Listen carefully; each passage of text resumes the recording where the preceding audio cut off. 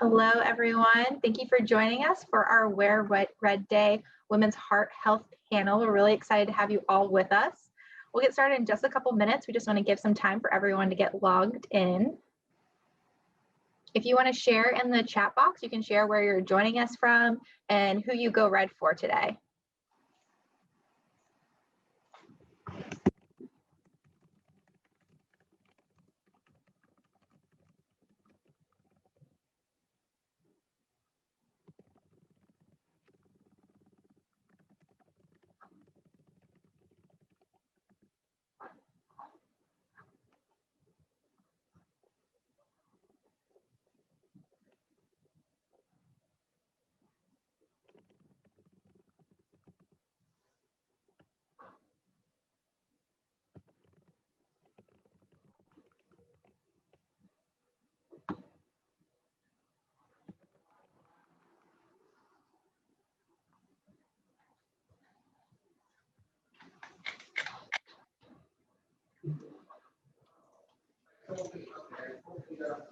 Hello, everyone. Thank you for joining us today.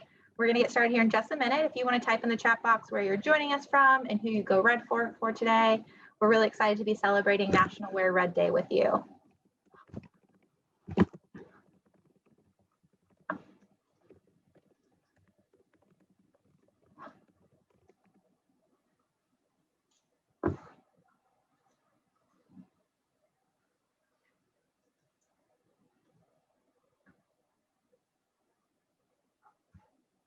All right, we can get started. Thank you everyone for joining us today for National Wear Red Day, celebrating Heart Month with the American Heart Association and Go Red for Women. We're very excited to have all of you join us, and we're excited to have some amazing panelists with us today to share more on women's heart health. Just to introduce who we have with us today, so we have Dr. Amy Bhatt, who will be moderating our panel today. Dr. Bhatt is the Director of Outpatient Cardiology, the Adult Congenital Heart Disease Program, and Telecardiology at Massachusetts General Hospital. She's also an Associate Professor of Medicine with Harvard Medical School. She is leading efforts in implementing digital health to improve access to cardiovascular care, including prenatal care, nutrition, and exercise education, all while focusing on the social determinants of cardiovascular health in multi-ethnic populations. She's an active advisor for digital stethoscope, ultrasound streaming, and telemedicine platform companies, recognizing that clinical experience is invaluable in building the technological infrastructure to create access to cardiovascular care for all. Dr. Bhatt also serves as the American Heart Association Boston Board of Directors member and Go Red for Women Executive Leadership Team. We also have with us Dr. Nandita Scott. Dr. Scott is the co-director of Massachusetts General Hospital Corrigan Women's Heart Health Program and the director of the Cardiovascular Medicine section at MGH. She is also an assistant professor of medicine with Harvard Medical School. She received her MD from the University of Ottawa and also completed her residency at the Ottawa Hospital and Heart Institute, where she was chief internal medicine and chief cardiology resident. Dr. Scott helped build the MGH Corrigan Women's Heart Health Program, which has become a robust clinical, educational, and research program. In 2012, she established the MGH Cardiovascular Disease and Pregnancy Program, which aims to improve care for at-risk women. She is a recipient of the AHA Physician of the Year Award for Cape Cod and was awarded the Massachusetts Medical Society Women's Health Research Award in 2020. We also have with us Dr. Amy Sarma. Dr. Sarma is a cardiologist at MGH. Her clinical and research interests are in sex differences in cardiovascular disease and pregnancy. Her research focuses on strategies to reduce cardiovascular care among women who experience hypertensive pregnancy, particularly with respect to virtual care strategies. She has served on the Women in Cardiology National Leadership Council of the American College of Cardiology and established a WIC chapter for the Massachusetts ACC chapter. She has been recognized as a semifinalist by the Women as one of their awards and was finalist for the 2020 Elizabeth Barrett Connor Research Award for Early Career Investigation by the AHA. Thank you all so much for being with us today. We're very excited to have you. And with that, Dr. Bhatt, I will turn it over to you. Wonderful. Thank you so much.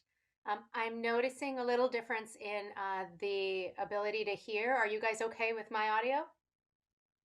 Great. Thank you all for joining us today. I just want to give a quick introduction to Go Red for Women. It is a national organization. We began over 17 years ago to try and really both improve awareness of heart disease as the number one killer for women, but at the same time to also emphasize that there needs to be equity in the approach to healthcare and ensure that women have equitable healthcare compared to men, especially in cardiovascular diseases.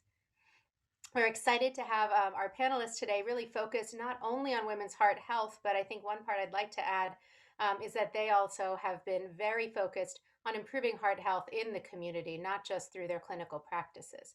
Go Red for Women itself is dedicated to making a difference in the everyday lives of women in the greater Boston community. We work on prevention and education. Some of the programs we have include teaching hands only CPR, providing blood pressure cuffs to local clinics and community centers, and offering education around healthy eating and exercise throughout the year. We also have two other programs I'd like to highlight. One is STEM Goes Red. That inspires young women to learn and act on their personal heart and brain health, as well as to learn about careers in STEM and to help keep their families healthy. And lastly, we hope that you'll join us at the end of this month for our Go Red for Women luncheon. It will be virtual this year. We hope to be in person again starting next year and hopefully forever after. But it's a great chance to have a chance to really talk with others who've had experiences with heart disease, who support those families and friends with heart disease, and to make a difference in our local community. So, with that, I think we'll just go ahead and get started. And if we can, yeah, that's perfect. Maybe we can just start with a general question for you, Dr. Scott, and then for you, Dr. Sarma. When you're thinking about heart health and the women and men who are here listening, what do you want people to know about how to stay heart healthy and what they should be emphasizing in their daily lives?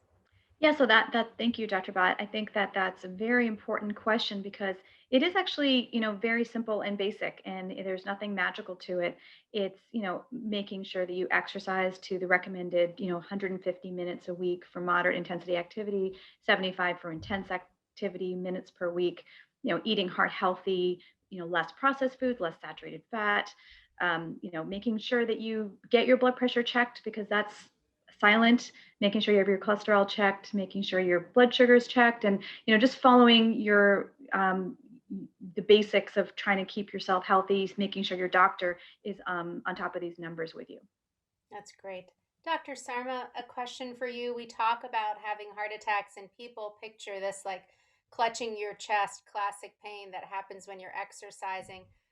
Is that the one and only thing we're looking for? Does that happen in women? And are there other symptoms that we should look out for? That's a great question. And I think we used to think that maybe there were significant differences between heart attack symptoms in men and women, but we actually think that in both sexes, there are probably more atypical symptoms. So I think this doesn't just apply for women, also for men, that if you feel that there is something that has a sudden symptom, whether it's shortness of breath, nausea, chest pain, just feeling really fatigued, unwell. Sometimes people will say they have a sense of impending doom. Listen to your body, pay attention to that. That's not just for women, that's also for men. If it's really not going away, then you should see a doctor. If it's not your heart, maybe it's something else, but regardless, it requires evaluation. Something to be particularly aware of is, are any symptoms that you get if you're exerting yourself and then you rest and they go away? That's something that you should pay attention to. But I think we're recognizing that it's not just the clutching of the chest that signals a heart attack. It can be any number of symptoms, and it's better to be safe and be examined. I think one thing that we're noticing now in women is that both physicians and women themselves are less likely to just recognize that they're having symptoms of a heart attack, even when they are classic symptoms. So if you're a woman, even if you're a young woman who has been paying attention to all the numbers and leading a healthy lifestyle, just pay attention to your body, seek help when you need it. That's so helpful. So, when we think about a heart attack at the American Heart Association, we've spent time creating information for patients so they can see what a blockage in the arteries looks like, how that happens. But we hear that heart attack is not always caused by a blockage, and sometimes it happens suddenly without warning. Dr. Scott, would you be able to talk a little bit about the different types of heart attacks and ones that might happen more often in women? Absolutely. Great question. So, the classic type of heart attack, which we've known about for decades, is plaque that develops in your arteries, and then eventually the artery blocks with plaque and a blood clot, which causes reduced blood flow to the heart muscle. One of the impetuses for the Go Red campaign was realizing that women actually were more likely to die of cardiovascular disease than men. And I think one of the reasons for that is that classic type of heart attack is actually not always the situation in women. So women can have a type of heart attack called coronary artery dissection, which is a tear in the vessel wall, which is not related to risk factors like high blood pressure, high cholesterol. But it is a heart attack. It does reduce blood flow to the heart muscle. There's much less data on how to optimally manage this, but we are definitely learning more about this as time goes on. Other types of heart attacks which could happen in women and men is a coronary spasm, so it's like a spasming down of the artery. There's also other types where an erosion of the inside wall of the arteries can happen. But those are I think we're learning more and more that women may more likely have these atypical types of heart attacks not related to plaque. And as we target how to manage those best, we'll be able to, I think, treat women and men more selectively in the future. That's great. That's great.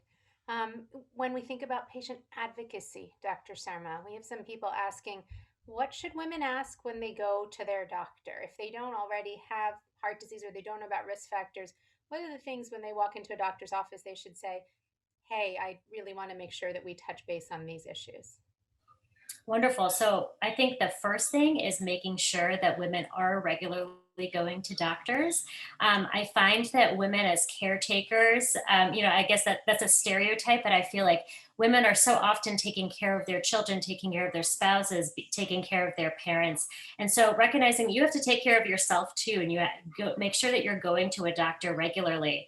I think what Dr. Scott had sort of alluded to before are these AHA Life Simple 7. You don't have to remember all of them, but if you ever wanted to refer to it, it's things like making sure that you're getting your cholesterol checked, blood pressure checked, being screened for diabetes, making sure that you're having conversations if you're a smoker about how to help you quit smoking, help you attain a healthy level of exercise and body weight. So it's really those simple things that, make sure you're regularly seeing a doctor, even if you're feeling well, because those are opportunities to catch these things early. So in some of the studies that we've done, we actually find that while women tend to have worse outcomes after a heart attack as compared to men, when we control for some of the factors that we know lead to heart attacks, like cholesterol levels and diabetes and blood pressure, when we adjust for all those things,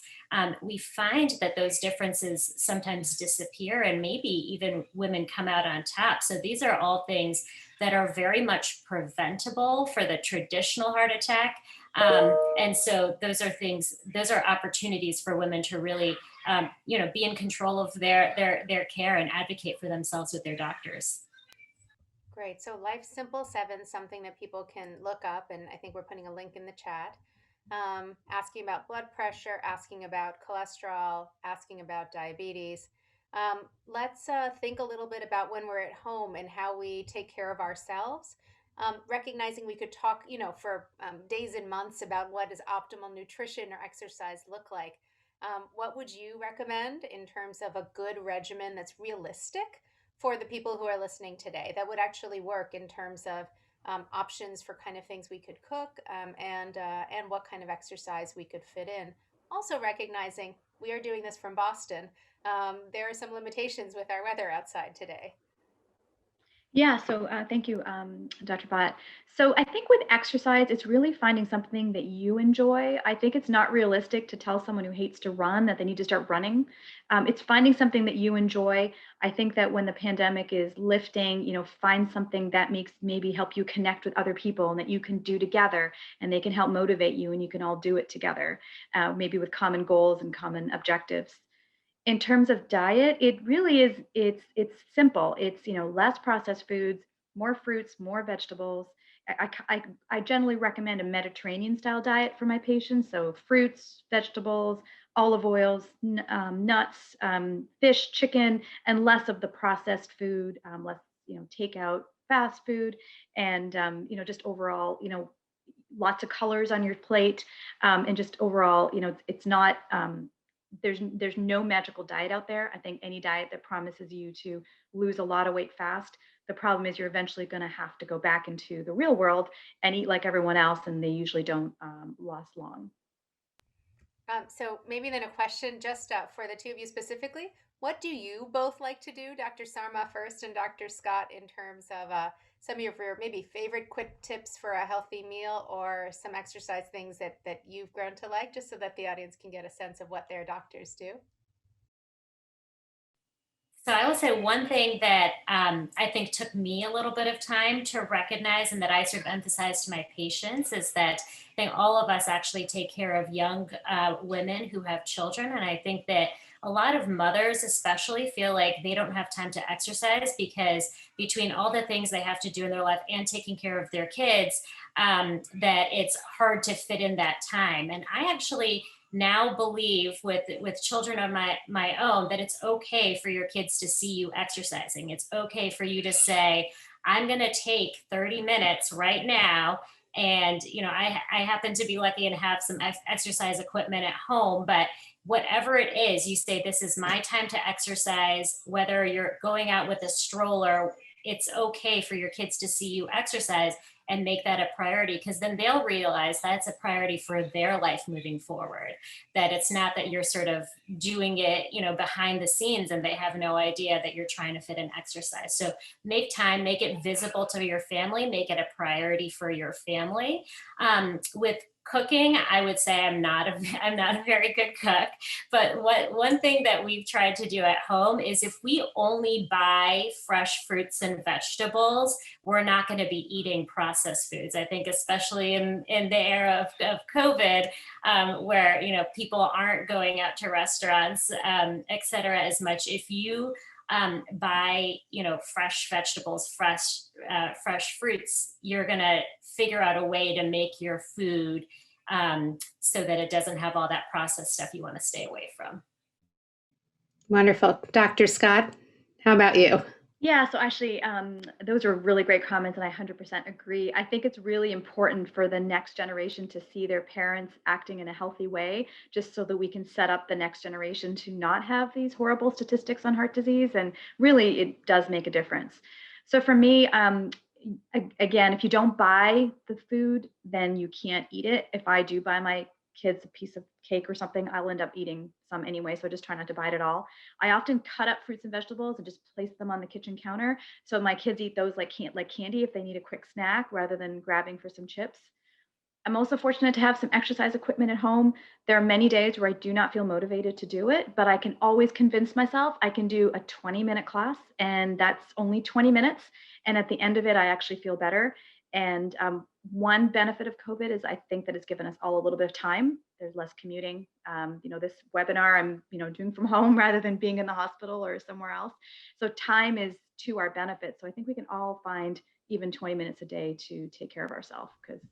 And then the last thing I'll add is it's not selfish to take care of yourself. I think you need to take care of yourself first before you can take care of people around you, because that self-care is so important. I love that message that both of you are giving, right? Which is self-care is important, and letting your family know that this is important to you and your health both helps them in terms of their generation, but also helps how they look at women and mothers and what the needs are. Meg knows me well, so just that you know, in the chat, there is a link to doing family dancing. So when my kids were younger, like Amy's, I used to get on a treadmill that I bought at Sears before it went out of business. It was not terribly expensive. I would get on that, we'd play music, and my little ones would just dance in circles. And that was how we exercised. So whatever you can do. One last quick question about nutrition, and then we're going to move on actually to some maternal health questions that have started coming up. Any thoughts on red meat in the diet and what you guys allow? Maybe Dr. Scott. Yeah, sure. I'm a vegetarian, so we don't have any red meat in our home. I think that it's unrealistic for me to tell my patients who enjoy red meat to never have red meat. So I think it will of course depend on their risk, their cholesterol, their blood pressure, and their other choices, whether those are heart healthy or not. Again, if you want to have red meat, maybe decrease the frequency. I don't really, clearly not every day, but if it's important to people and they really enjoy it, I think eliminating something altogether is not really very fair or realistic. Very true. I think everything in moderation is what I teach my patients. Anytime we decide we're not going to do something at all, there is a time where we come rebounding back to do that. So I would agree. Other thing I tell my patients, we do eat meat in our family, is I tell them one cheat type meal a week, because you can't say, well, you can have red meat once a week, or you can have fried food once a week, or you can have a loaded pizza once a week, because all of a sudden every night looks like an unhealthy meal. So I tend to say pick a night where you're probably doing something that is a little bit different, that maybe you're trying to get used to changing your diet a little bit. And sometimes that's helpful. Good. So let's shift gears a little bit, because we're starting to get some questions thinking about maternal health. And so I wanted to think about both preconception planning, maternal health itself, and then postpartum health. And if we go back to thinking about the risk factors that we should tell our doctors or ask our doctors about when we're in the office with them, maybe can we start there? Are there things about maternal health that your cardiologist or your primary care should know if things happen to you during your pregnancy? And maybe we can start there and then go from there.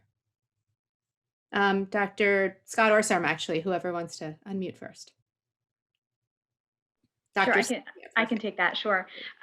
So not all cardiologists will manage a woman during pregnancy, but all cardiologists will take care of a woman who has had some sort of pregnancy type complication. So I think it's very important for women to understand that if they develop preeclampsia during pregnancy, high blood pressure during pregnancy, gestational diabetes, that those are risk factors that impact their future cardiovascular health. So much so that if you develop high cholesterol and it's not in the range where you would guarantee yourself a cholesterol medication, but if you had one of these risk factors, that would actually be a reason to start cholesterol medication, because it's kind of an added risk factor. So I think that is really important for women to realize, even though they may be well out from their pregnancy, that pregnancy did increase their risk by showing that they had these complications. So if I go to my doctor regularly, I should always mention as part of my history that I had hypertension in pregnancy or gestational diabetes, and that I should just carry that the way I carry childhood asthma was one of my diagnoses. Okay. There's a specific question from Cassandra about high prolactin levels and heart attacks in women. Dr. Scott, any thoughts about that or any research on that that's going to be coming out? I'm not aware of any. Dr. Sarma, I'm not aware of any data on that. Okay, Cassandra, we will get back to you, but nothing that is predominant in the cardiovascular literature right now. Let's think then a little bit about pregnancy and the heart itself, because we do get short of breath in pregnancy. We may feel not ourselves in pregnancy. When are there symptoms that we need to bring to a doctor, and when is it just a pregnancy? Are there things that you know of or recommendations that you'd make? Maybe Dr. Sarma, if you want to take this one. Yeah, that's a great question. And that's something that doctors also struggle with. So a lot of the symptoms of normal pregnancy, fatigue, feeling short of breath, oftentimes developing fluid in your legs, it can be really, really hard to distinguish from what's a normal pregnancy to what may be abnormal. This is where I think actually having some level of physical activity during your pregnancy can be very helpful, actually. And not only is it good for your heart, but I think what you should pay attention to is if something seems like it's developed suddenly, it seems out of the norm. For example, even though you may be a little bit more short of breath with climbing a flight of stairs, you should not be gasping for air during pregnancy. So anything that you feel is out of the norm, out of something that you can't overcome, you can't do your regular activities, it's happened suddenly, you should go to your doctor, mention that. And cardiologists are always happy to evaluate patients during pregnancy to make sure that there's not something else to that. I would also say, in addition to what we had talked about before, if you have a known cardiovascular condition, no matter what it is, then before you even if you think it was something remote and maybe it was taken care of in childhood, Dr. Bott can attest to this as a congenital doctor, just mention it to your OB or your primary care doctor to say, gee, I'm not sure if this is a cardiovascular condition that I should see a cardiologist for before I get pregnant, because it's always better for us to know and to be able to talk to you before you get pregnant. So make sure that if you have any doubt, that before you become pregnant, if possible, that you discuss this with your doctor. That's so important for us to hear. So just so that everybody in the audience knows that the field of cardiovascular disease and pregnancy is actually a relatively young one. So Dr. Scott and Sarma are leaders in this field nationally as well, but it didn't exist many years ago. And so one of the things that we work very hard on is educating the cardiologists, the primary care doctors, to incorporate a very simple question every year in their visit with their patients, which is, are you planning a pregnancy in the next year? And so we are working very hard with our fellows and our trainees to make sure we think of that. But as patients, if that is something that you are thinking about or planning, remember that the sooner you have a sense, we'd like to know. If you're a patient who has, since we brought up congenital heart disease, and I see that Ava has a question, if you have congenital heart disease, there are varying anatomies that you may have had. It may be something simple like the person asking the question, which is a hole in the heart that may have been closed. It may be something more complex that requires recurrent valve procedures or other things. The outcomes for adults with congenital heart disease are wonderful today. So if you have a child with congenital heart disease, or you yourself have one, and perhaps have been told things or overheard things when you were younger that sounded scary, please be reassured that people can do very well. We strongly recommend being at an adult congenital heart disease center or program, in addition to your local cardiologist if you live far away from one, and letting us know as soon as you're thinking. So I always say, if you're having the baby alone, or if there are other people involved in it, those people and me, like, we're the ones who need to know you're thinking about having a child. Some of the things we may do, we may update some of the imaging of your heart. We may have you do some exercise testing to get a baseline of how do you feel. So then if you come to Dr. Sarma and say, wow, I'm more short of breath, we have a comparator, we have, something to look at. And so again, very important that you just incorporate us, and we're excited to help you through that process. Let's maybe just ask Dr. Scott, since we're talking about this field and how it's younger, one very exciting thing is the HOPE trial. And this is going to be a very large multi-center trial that Dr. Scott is running. And I think the audience might want to hear about that. Sure. So many people may be surprised to hear that maternal mortality in the United States is worse than any other developed nation in the world. So that, the racial and ethnic disparities are even more astonishing. So that a Black woman in America is just as likely to die around the time of pregnancy than a woman in Cuba, and worse than a woman in Mexico.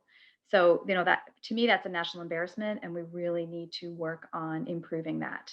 So to that end, many of us feel that we really need American data to see how our women are doing, and to create solutions by evaluating the data on how to best treat our population.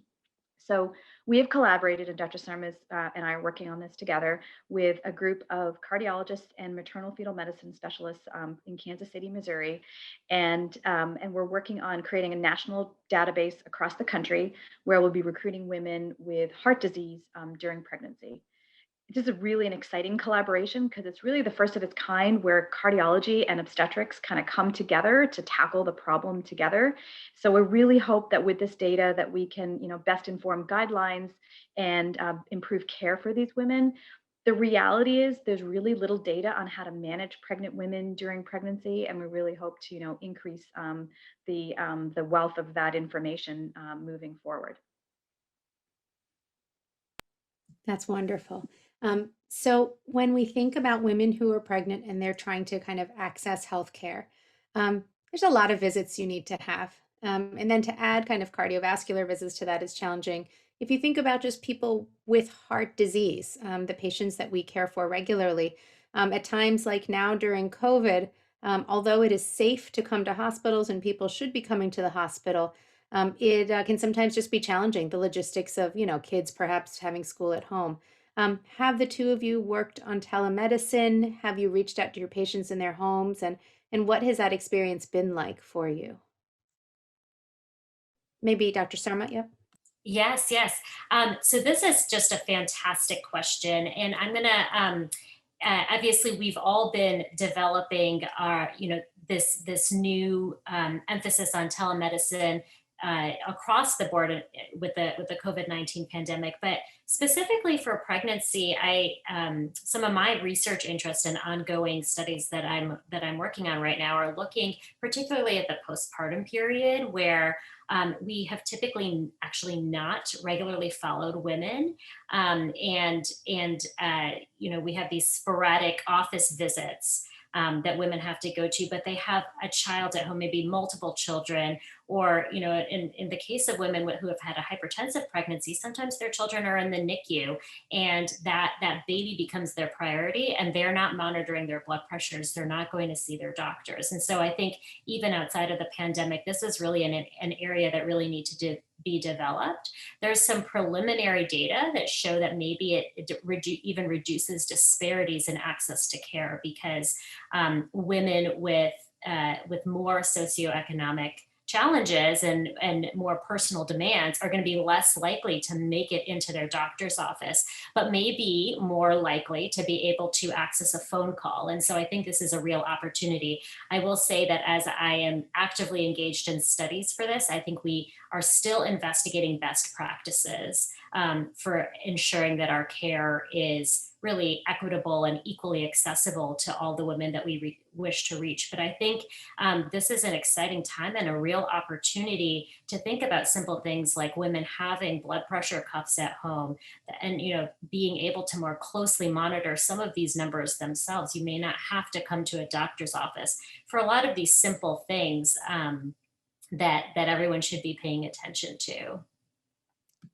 Thank you. Dr. Scott, beyond the monitoring visits that we have, the virtual visits, if people ask, should we have a blood pressure cuff at home? Should I, use my Fitbit to monitor activity or heart rate? Or should I look at, there's new products that are coming out there, t-shirts, there's bras that kind of manage all of this information for you.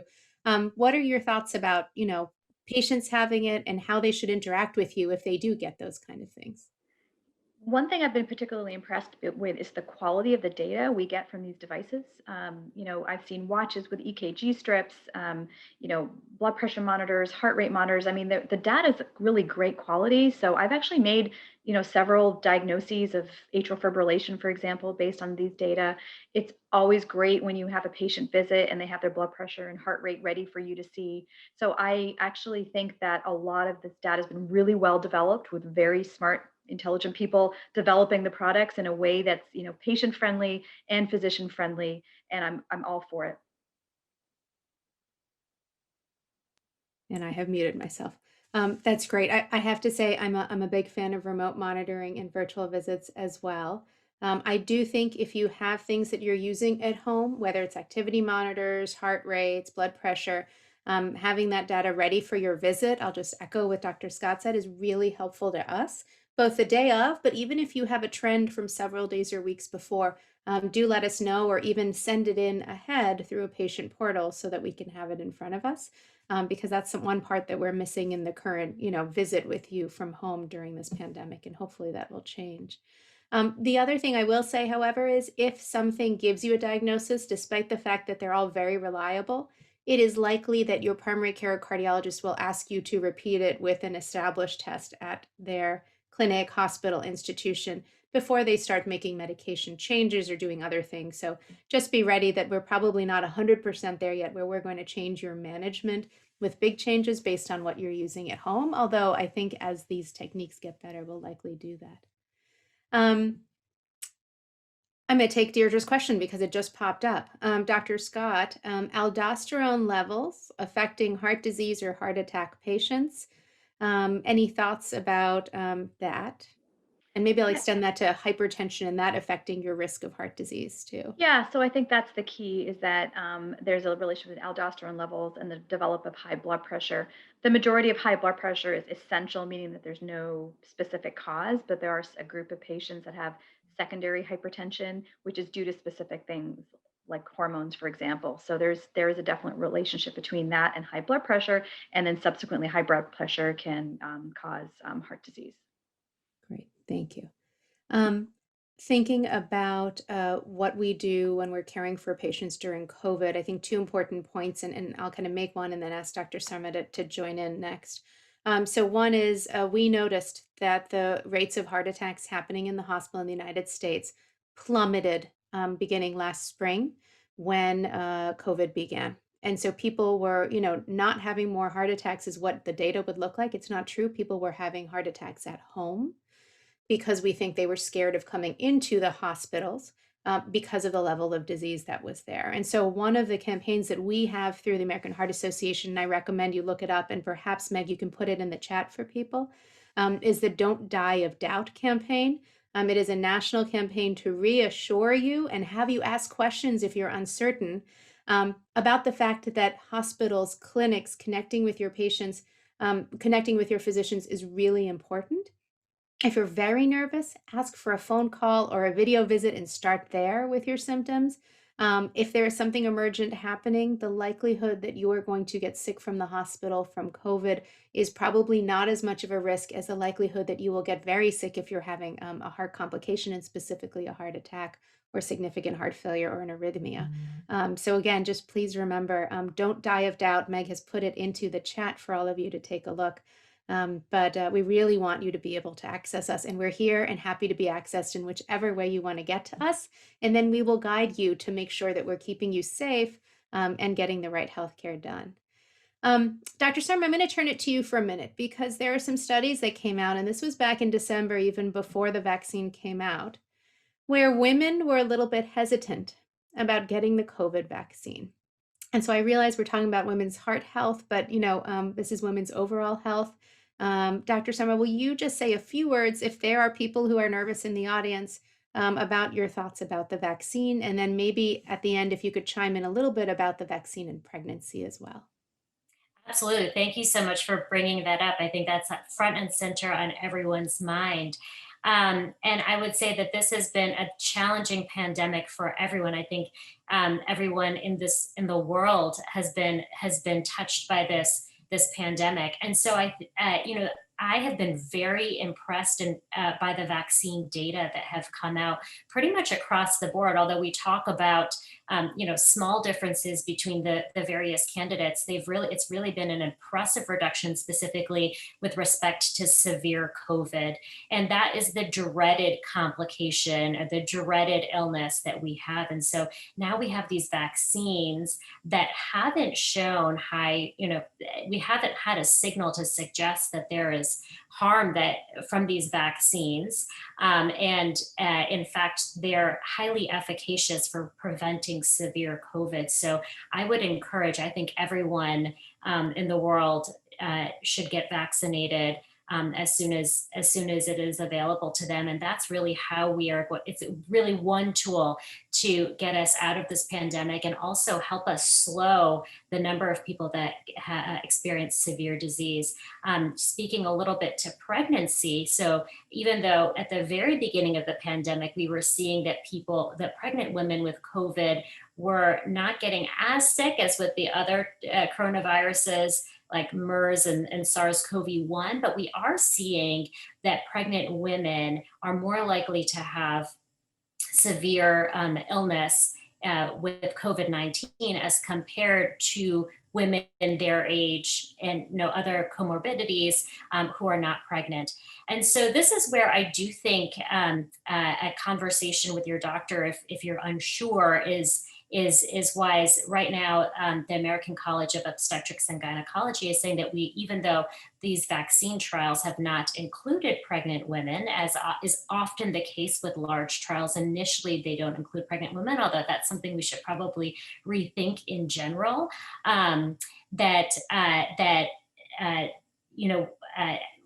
Because we do know that you're more likely to get severe COVID if you're pregnant, and we don't have a sense that the vaccine would be detrimental to pregnant women.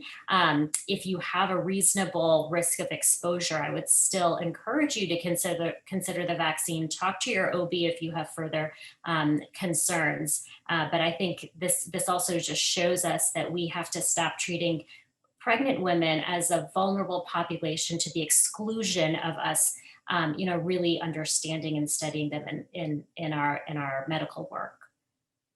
That is so perfectly said, Dr. Sarma. Thank you. As we're thinking about research, I'd like to actually talk about a few different topics related to one.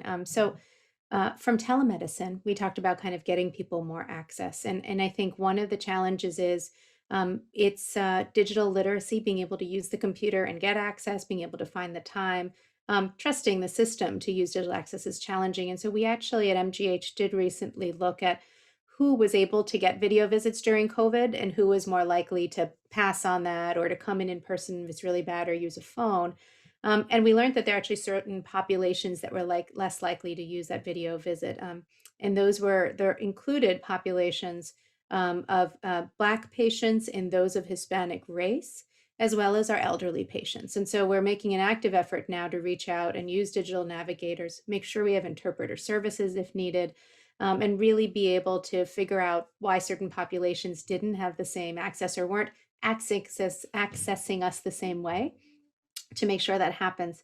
And I guess I want to turn that a little bit to first women's heart health, Dr. Scott.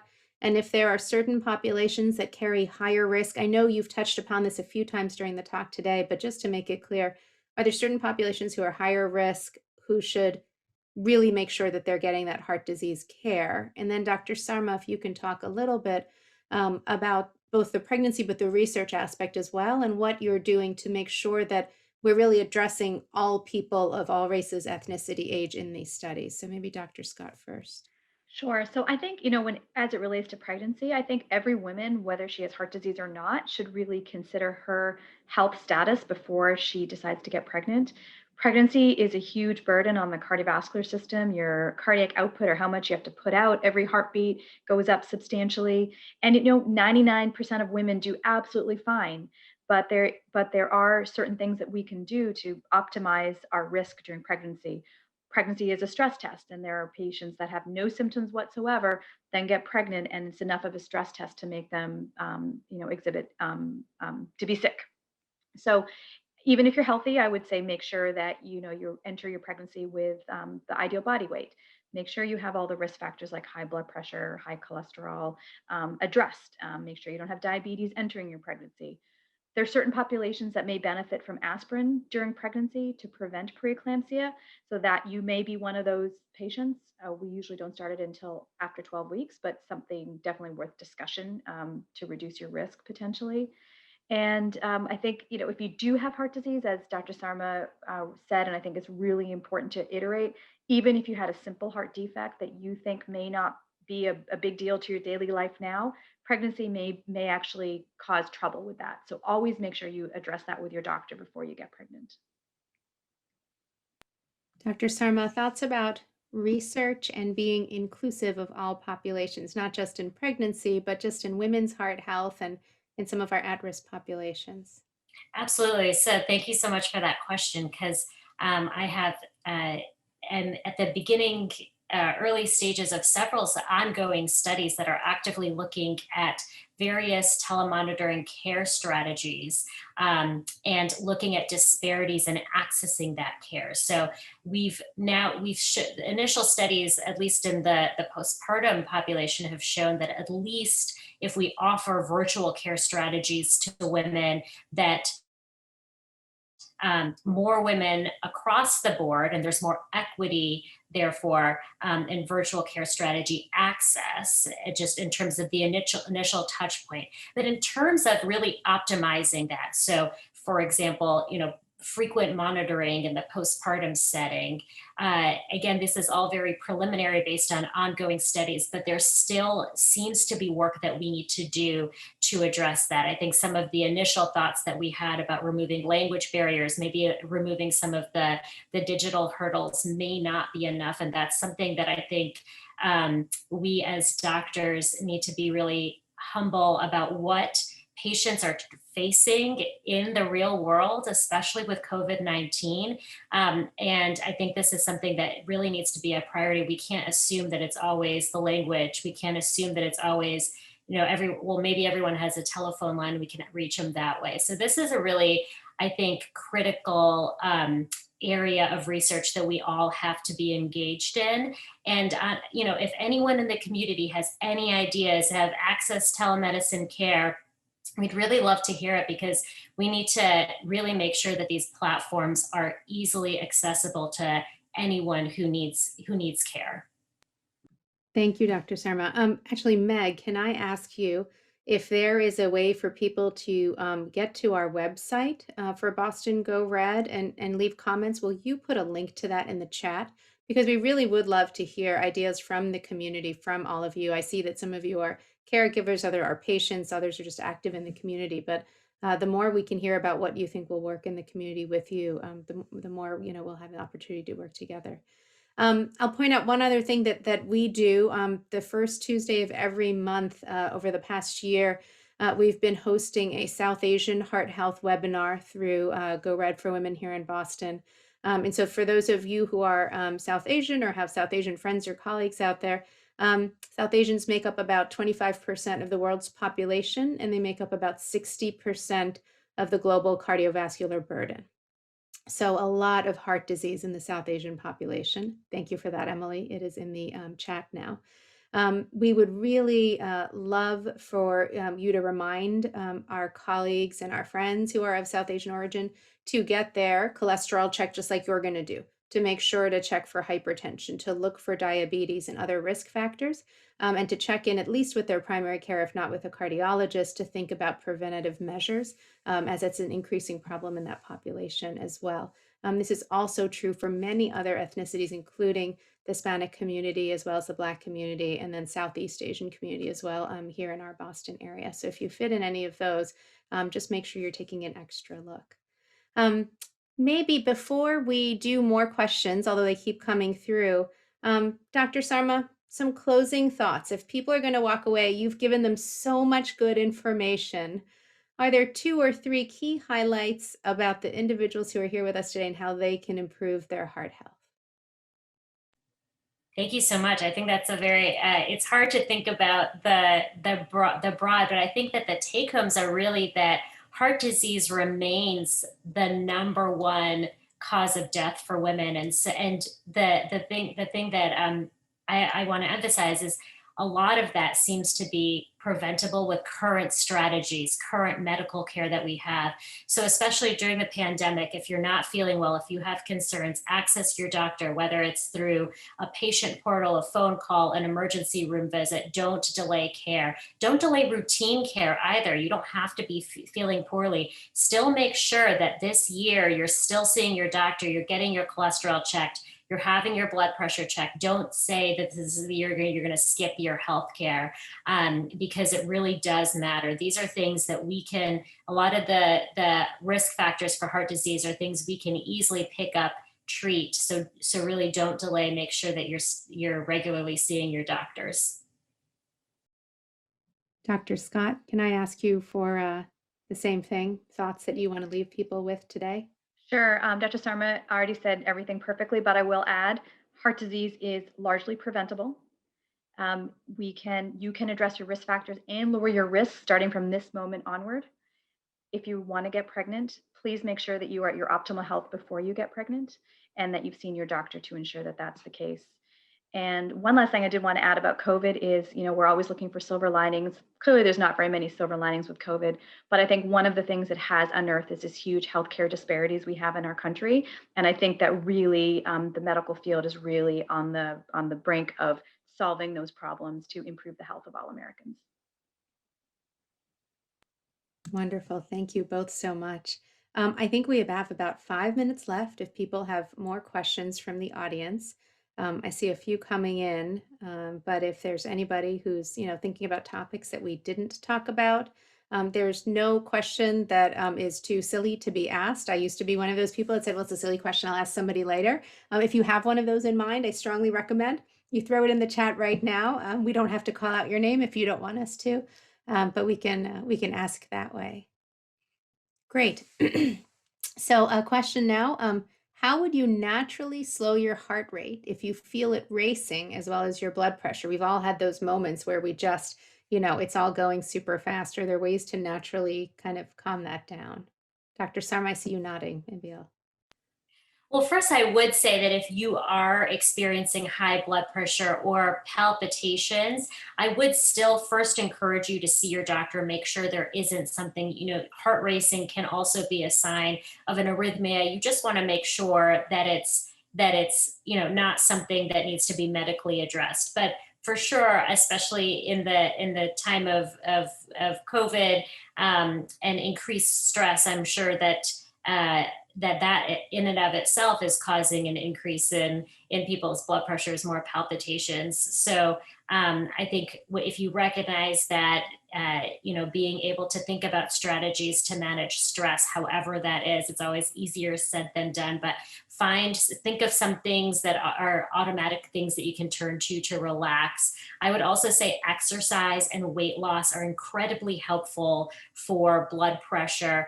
Reducing the amount of salt intake, those are the key things that I always tell patients who are looking for ways to non-medically manage their blood pressure. But again, I would say if despite all of those things, if you're exercising regularly, you're not consuming lots of salt, you're thinking about ways to relax every day and your blood pressures are still high, we do know that a lot of heart disease is mediated through high blood pressure. So definitely chat with your doctor about that. So another question, there seems to be a relationship between stress and heart disease, but it's hard to be, a woman without stress in your life nowadays. Any recommendations on how both of you reduce your stress and what you recommend to your patients? And is it really that bad for your heart? Maybe Dr. Scott, you first. Yeah, there's a huge mind-heart connection that I think we're just beginning to unearth now. I mean, we can see just from something called, the broken heart syndrome or stress cardiomyopathy that you can be stressed and actually cause yourself to have a heart attack. So it's not trivial. There is a definite relationship between stress and heart disease. Saying that, I've learned through the pandemic some tools for myself because we've all been under a lot of increased stress. I never thought I'd be a teacher, a physician, a mom, and a wife, and a dog caretaker. But one thing I've learned is mindfulness is really a really great tool. It's easy. You can do it in any moment of your life. Just being present in the moment is really a great stress manager, as well as meditation, and just breathing. You think it's trivial, but it actually makes a big difference, as well as exercise and eating healthy. All those things help with stress management and make you feel better and ready to deal with it. We started doing some health and wellness in our clinic. We have an office out at Waltham that many of us see patients at. And the nurses actually said, I think we need to do some stress management. So we brought meditation into the clinic. And it turns out that you can do 90-second meditations. Meditation doesn't mean you have to sit for an hour quietly and not let your mind wander. And so we learned a few things. One is we learned short meditations frequently, especially before stressful periods, are sometimes helpful. And you can do that from the online apps that exist. And I'm not endorsing anything, but I'll just name some that I know of, like Headspace or Calm. You don't even have to buy a subscription. The free part's pretty good for 90-second things. The second thing, interestingly, that was pointed out to me, though, is the nurses did comment. They said, Dr. Bott, it's really great to work with you on the days where you're doing meditation with your patients. And I was like, wait, hold on. Like, what are we? But it's true. I think all of us take it down a notch when we take the time to, think. And I thought I was doing it for my patients. It turned out I loved it as well. So don't put yourself under a lot of pressure. One of the teachers from the Benson Henry Mind Body Institute, which is affiliated with MGH and Harvard, and does some great programs that you can look into, Benson Henry Mind Body Institute. Emily, if you can find a link to them for the chat. They do say, though, if you're trying to do any of these things, mindfulness, meditation, some form of exercise, calming, yoga, and your mind wanders, it's okay. Forgive yourself for the mind wandering, and then just try to gently bring your mind back to like, I'm working on this right now. I used to be really tough on myself, like, oh, I can't do this. I'm always having my mind wander. So I think that's helpful. Good. Let's see. Any other questions coming through? So one question that I kind of have for both of you is as you think about younger women who are watching and thinking about careers in STEM, thinking about a career in medicine or science, are there certain things that kind of worked well for you? Are there certain things that you loved that helped propel you through it? Or maybe even things that you would do differently next time in terms of the women who are watching who are thinking about a career in STEM or medicine? Dr. Sarma, maybe you first.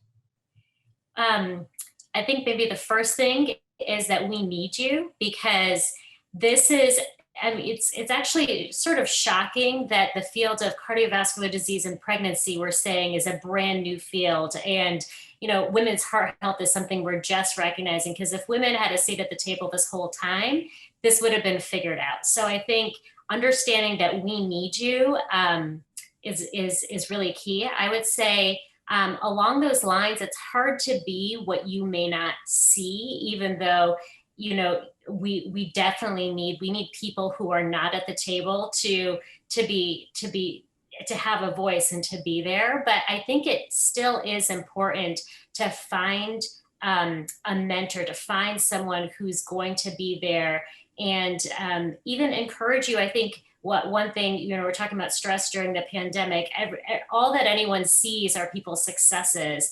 And it's important to see all of the struggles along the way and how many times you may have to apply for something before you get it. You know, most people don't apply once, get it, and move on to the next thing that they get. There are many failures along the way. And knowing that, you know, I think it is important to see someone that you look up to. They don't have to be a woman. They don't have to, you know, be from your same background. You need to find someone who believes in you, so that the times where you have doubt about whether or not you can make it, they can be there to say, you know what, I didn't get X, Y, and Z. And look, I'm still here. I'm still doing something. So just know we need you. And not everyone's career path is this upward linear trajectory. There are ups and downs all over the place. You just have to be persistent and believe in yourself. That's wonderful. I think you've said it all. Dr. Scott, anything that you wanted to add? I think we're almost on the hour. Yeah, no, I just think that Dr. Sarma's point is very good. We need more women in science in general. And, you know, as you know, Ami, we're trying to be role models for the next generation. We feel very important that, you know, everyone out there knows that we have young families, we're married, we still have lives, we have, you know, balanced lives, and you can have all that and still be contributing to this field. And, you know, just be aware that, and I also think cardiovascular disease and cardiovascular medicine is actually a great field for women. Being a physician is a great field for a woman. You know, it's a balanced life that's very rewarding. So I'd encourage any of you who's even thinking that way to find someone to talk to and mentor you. Wonderful. Well, thank you both so much for being with us today. And thank you to the audience for being here. A quick question, Emily, will you repost the last two links? Some people ended up dropping off and coming back in and they can't get access to it. I hope we can do this in person next year. I definitely don't think we need to wait until a year from now to continue the conversation about women's heart health, about women's careers in STEM and medicine, and about equity for everybody when it comes to cardiovascular disease. So please do reach out to Meg. Her email is in the chat. Reach out to any one of us. You can find most of us online or on social media. And we're excited to work together with all of you to really continue to make a difference. So thank you to the American Heart Association, to Meg, Emily, and Chris at Go Red Boston. And everybody have a happy and a healthy day. Thank you.